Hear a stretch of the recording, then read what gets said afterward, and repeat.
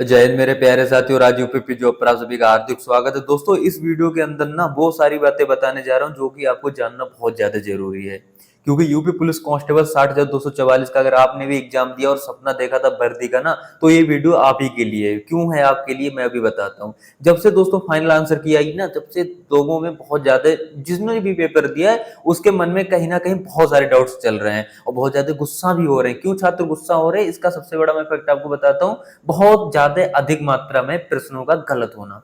70 question यार, सिर्फ 10 शिफ्टों में ही परीक्षा हुई है। सिर्फ 10 शिफ्टों में इसलिए बोल रहा हूं कि 10 शिफ्टों में 70 क्वेश्चन से गलत हो जाना, यानी किसी के डबल आंसर आ रहे हैं तो कोई क्वेश्चन ही गलत है, किसी का आंसर ही नहीं तो किसी बोर्ड ने ही मतलब क्वेश्चन ही चेंज कर दिए, विकल्प ही चेंज कर दिए क्वेश्चंस के।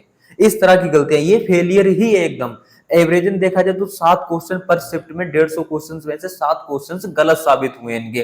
भाई यार पता क्या है ना, इसी बात को तो पैसा दिया जा रहा है ना कि 150 क्वेश्चन में से आप 150 के 150 अच्छे तो बिल्कुल छात्रों के लिए ना, एक दो गलत हो जाता है। एक गलती कर लो, दो कर लो, तीन कर लो, कहती नहीं 100 में एक गलती होगी, हम ऐसा काम करके दिखाएंगे। और मेरे भाई 100 में एक छोड़ो, तुम 150 में 3 कर लेते, 4 कर लेते। साथ साथ एवरेज है, जबकि एक एक शिफ्ट में ही 14-14 गलतियां कर बैठे हो।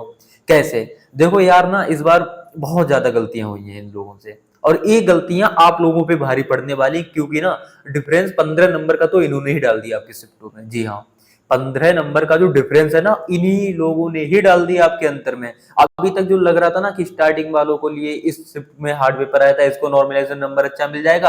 अब ये तो चीज देखी देखी ही जाएगी कि हाँ ये हार्ड है या नॉर्मल थी। अब ये तो बहुत ही, सच बताऊं ना, बहुत ही छोटा मुद्दा बन गया। अब जो मुद्दा बना ना असली, वो ये है कि भैया इस शिफ्ट में ज्यादा क्वेश्चंस गलत हुए हैं, इस शिफ्ट में ज्यादा मल्टीपल क्वेश्चंस आए हैं। गलत क्वेश्चंस हुए, उस पर क्या असर पड़ता है भाई? आपके 150 में से 31 की सेकंड शिफ्ट और 30 की सेकंड शिफ्ट में 6 और 31 की सेकंड शिफ्ट में 7 क्वेश्चंस गलत है। अभी आप ही एग्जाम में बैठे हो और आप क्वेश्चंस मैथ का कर रहे हो, वहां पर आपका आंसर निकल के आ रहा है, लेकिन वहां पर आपको ऑप्शन मतलब कि मिल ही नहीं रहा है। यार अगर आपका 7 आंसर आया और उसमें और दिख रहा है 2 4 6 8, अभी आप 7 कहां से लगा दो जब ऑप्शन ही नहीं है? अभी आप कंफ्यूजन पढ़ो, फिर आप पूरा क्वेश्चन करते हो, फिर आप पूरा क्वेश्चन करते हो, उसको जितनी बार करते हो जब तक आप सेटिस्फाइड नहीं हो जाते। लेकिन आप कह रहे हो मेरा आंसर तो 7 आ रहा, लेकिन इसमें मिल क्यों नहीं रहा है? टाइम सबसे बड़ी बात होती है। टाइम 120 मिनट होता है, 150 प्रश्न होते हैं। आप लोग ये अच्छे से, बहुत अच्छे से जान रहे हो, है ना? बहुत अच्छे से बात करूंगा, पूरा लास्ट तक देखना। तो दोस्तों ये चीज है, तो टाइम वहां पर बहुत अच्छा गया, तो इनको ज्यादा महत्व दिया जाता है, इनको ज्यादा प्राथमिकता भी दी जाएगी कि भैया इनके 143 में, सबसे पहली बार इनके 143 में बनना है। 143 गुणा इन्होंने जितने सही प्रश्न किए हैं और जितना क्वेश्चंस के नंबर है, ठीक है ना, इस हिसाब से जैसा कि नॉर्मलाइजेशन होता है उस हिसाब से, तो इनका 143 पे नॉर्मलाइजेशन होने वाला है। अच्छा, एफएम कहाँ पे मिलता है? इसी के हिसाब से, जिनका जितना गलत है उसी के हिसाब से उसको नॉर्मलाइजेशन मिलने वाला है। उतने पे ही क्वेश्चन पे उसका एवरेज निकाला जाएगा, उसके बाद नॉर्मलाइजेशन होगा। एफएम कब मिलता है दोस्तों? जैसा कि इसमें बताया गया है कि भैया 29% जो कि है, 29% तो आपके 25% तो कैंसिल ही कर दिए गए। जो 25% है ना, वो 10 ही शिफ्ट के कैंसिल है। किसी में 6, किसी में 7 है, किसी में 1 है, किसी में 1 भी ना, किसी में 3 है, किसी में 4 है, और 25 तारीख में 3 और 4 है, फर्स्ट और सेकंड शिफ्ट में, है ना? तो इतने पे बनेगी आपकी भैया नॉर्मलाइजेशन होगा, ठीक। मल्टीपल क्वेश्चन के आपके दिए जाएंगे भाई नंबर्स, ठीक है ना? यानी 29 क्वेश्चन तकरीबन है, तो उसमें सभी को दिए जाएंगे नंबर। कैसे नंबर दिए जाएंगे? एफएम। लेकिन किसको मिलेगा नंबर? उसमें उन्होंने एक लाइन लिखी है ना कि जो प्रश्न जिन्होंने किए थे ना मल्टीपल क्वेश्चंस, यानी कि एक क्वेश्चन के 2 आंसर सही थे, अब जितने अभ्यर्थियों ने उन दोनों में से कोई एक सही किया होगा, यानी कि सही विकल्प में से कोई सा भी एक चूज किया होगा, उसको हम फुल नंबर देंगे, यानी कि निर्धारित अंक दिए जाएंगे 2 नंबर। लेकिन अभी तक जो मैंने देखा है ना, जो पहले भी हुआ था, क्वेश्चन पे आंसर की में साफ साफ लिख के आ जाता है एफएम। एफएम का मतलब था फुल मार्क्स, उस क्वेश्चन का सभी के लिए फुल मार्क्स मिल गया। वो क्वेश्चन का फिर आपने किसी पे भी टिक किया हो, 4 में से आपने कोई सा भी टिक किया हो, चाहे वो भले गलत ही टच कर दिया हो, 2 जो सही थे ना उस वो नहीं, आपने तीसरा चूज कर लिया, वहां पर भी नंबर मिलता है। क्योंकि वो क्वेश्चन का मल्टीपल आंसर है, तो कोई सा भी चारों में से क्लिक कर दो आप, आपको उसका नंबर दिया जाता है। एफएम का मतलब यही होता है कि फुल मार्क्स इस क्वेश्चन का हम सभी को दे रहे हैं। अगर इस शिफ्ट में 4 गलत हैं तो चारों के लिए हम क्या कर रहे हैं भैया, 4 के 4 एफएम, यानी कि 8 नंबर आपके लिए मिलने वाले हैं, सभी के लिए, ये सभी के लिए मिलने वाले हैं, ऐसा होता है, ठीक है।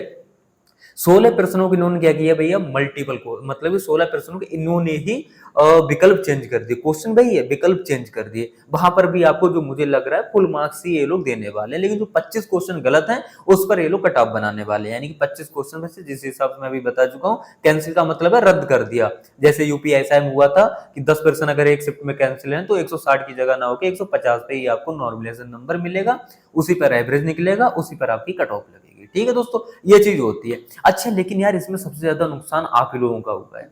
हर शिफ्ट में इतनी ज्यादा गलतियां जो मैंने भी शायद एक्सपेक्ट नहीं की थी। नॉर्मलाइजेशन का देखो 23 और स्टार्टिंग की ना शिफ्ट में 23 वाले को तो फायदा होने वाला है, क्योंकि जो पहले दिन पेपर होता है उनको फायदा होता है। लेकिन वहां पर आप लोग देख रहे हो कि भाई प्रश्न ज्यादा गलत नहीं हुए हैं, ज्यादा कैंसिल प्रश्न नहीं हुए, कैंसिल हुए जाके हैं लास्ट में जो 25 में और 30 31 में। तो इन लोगों के लिए भी फायदा होने वाला है भाई, अच्छा फायदा होने वाला है।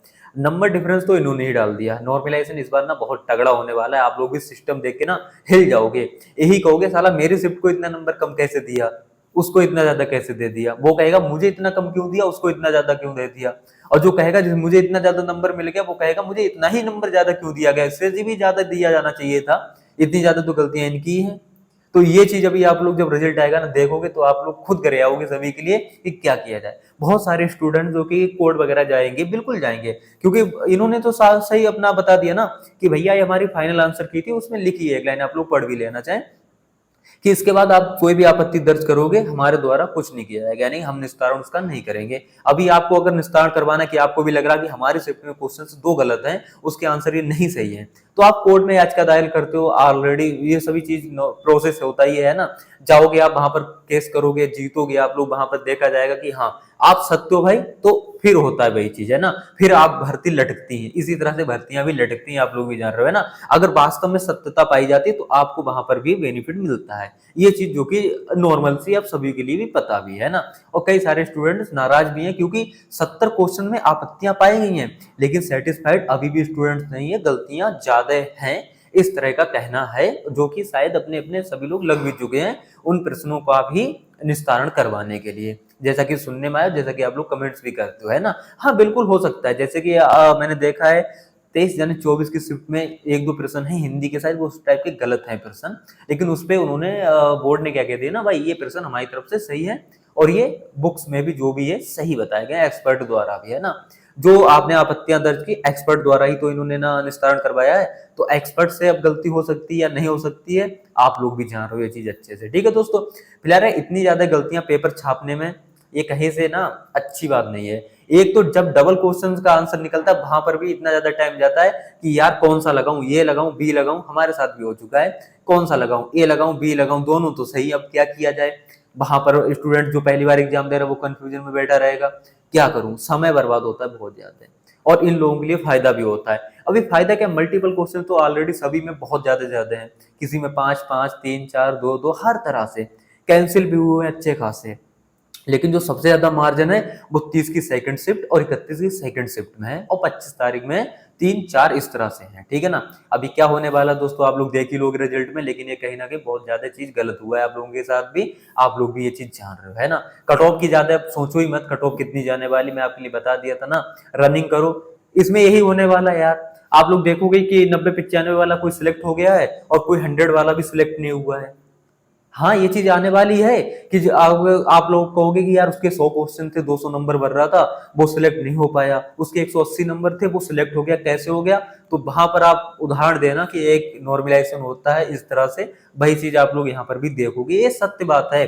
ज्यादा नंबर वाला कभी कभी रह जाता है, कम नंबर वाला सिलेक्शन पा जाता है, ये लोग जल्द आप लोग देखने वाले हो, ये चीज मैं बहुत पहले कहते आया हूँ। इसलिए मैं बस इतना बताता था कि 180 नंबर प्लस वाले किसी भी कैटेगरी को आप लोग मेल में आप लोग अपना फिजिकल तैयार रखना, और आप लोग भी जान रहे हो कि हाँ भैया आप बिल्कुल सत्य बोल रहे थे कि ये सब होने वाला। भले कट ऑफ आपको 200 के आसपास दिखेगी जनरल, मैं कह रहा हूँ ना, हो सकता है 205 भी दिखे, 210 भी दिख जाए जनरल की कट ऑफ, वो नॉर्मलाइजेशन के बाद ही होने वाला है। आप लोग भी जान रहे हो इतना सा है ना कि वो उसमें नॉर्मलाइजेशन का अच्छा खासा नंबर मिला रखा होगा। कोई 180 वाला 200 तक पहुंच जाएगा, कोई 100 200 वाला भी 200 भी नहीं रह जाएगा उसका है ना, उसका हो सकता है कम भी हो जाए, या 195 वाला 200 तक ना पहुंच पाए और 180 वाला 200 पार भी कर जाए। इस तरह के उदाहरण आप लोग अभी देखोगे जल्द, क्योंकि रिजल्ट आपका आने वाला है आज से, कह सकते हो 8 10 दिनों बाद रिजल्ट आपका आ ही जाएगा, 8 10 दिन का ही समय, इससे ज्यादा नहीं है। नवंबर के 3rd वीक में आपका रिजल्ट बताया गया है। दोस्तों वीडियो बहुत ज्यादा लंबी हो रही है, वरना बहुत सारी बातें आपको करता हूँ। फायदा नुकसान की बात ही नहीं दोस्तों, नुकसान सभी के लिए ऑलमोस्ट हुआ है इस बार। अभी देखते हैं भाई आगे क्या होता है दोस्तों, लगे रहो फिलहाल, कभी हार मत मानना है ना। बहुत सारे मौके किस्मत में अभी आपके लिए बाकी है शायद। लेकिन यूपी पुलिस कांस्टेबल आप लोग देख ही रहे हो भाई, कितनी साल बाद वैकेंसी आई है, लेकिन 40,000 की फिर से सूचना आई है कि वैकेंसी आएगी, पीएसी होगी उसमें, यूपीएसआई है, जेल वार्डन है, फायरमैन है। लेकिन मैं आपको ये बता दूं, जैसा कि आप लोग देख रहे हो ना, कि भर्ती ये भी बहुत कम आने वाली थी, फिर एकदम 60-62 हजार भर्ती आई है। इसी तरह से मैं आपको लिए बता दूं, हो सकता है ये 40,000 भर्ती आपके लिए फिर सिविल की ही देखने को मिल जाए, क्योंकि इनकी ट्रेनिंग एक बार में ही समाप्त हो जाएगी। और अगले साल 2025 के लास्ट में आप लोग देखोगे या 26 के स्टार्टिंग में कि 40,000 सिविल की भर्ती फिर आ गई है।